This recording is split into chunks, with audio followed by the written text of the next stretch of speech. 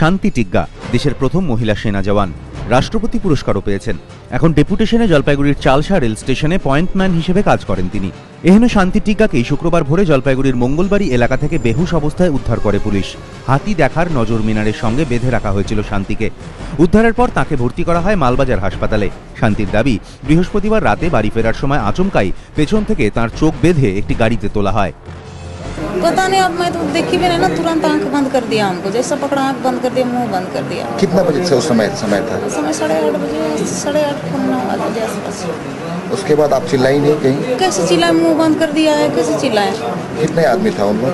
वो भी तो देखी भी नहीं, पता भी नहीं चला है।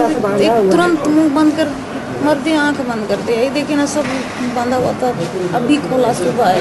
कुछ नहीं किया, ये बोला हमको कि तुमको हम लोग मारने के लिए नहीं लाया है, तुमको सरकार के पास खबर पहुंचाने के लिए लाया है, तुम भारत का इकलौती बेटी हो, बोल रहा है। শান্তির পকেট থেকে পাওয়া গিয়েছে দুপাতার একটি চিঠি। বাংলায় লেখা ওই চিঠিতে সারদাকাণ্ডের জন্য সমালোচনা করা হয়েছে মুখ্যমন্ত্রীর। দাবি জানানো হয়েছে আমানতের টাকা ফেরতের। ঘটনার তদন্ত শুরু করেছে পুলিশ। মঙ্গলবাড়ি ছাড়াও শান্তির পৈতৃক বাড়ি মোগল কাটাতেও যান তদন্তকারীরা। কথা বলেন তার বাবার সঙ্গে। কিন্তু গোটা ঘটনাকে ঘিরে উঠেছে একাধিক প্রশ্ন। শান্তিকে কি অপহরণ করা হয়েছিল? কে বা কারা অপহরণ করলো? কি ছিল উদ্দেশ্য? একটিরও উত্তর মেলেনি। শান্তির পকেট থেকে পাওয়া চিঠি দেখে পুলিশের প্রাথমিক অনুমান, ঘটনার পেছনে থাকতে পারেন সারদার স্থানীয় আমানতকারীরা।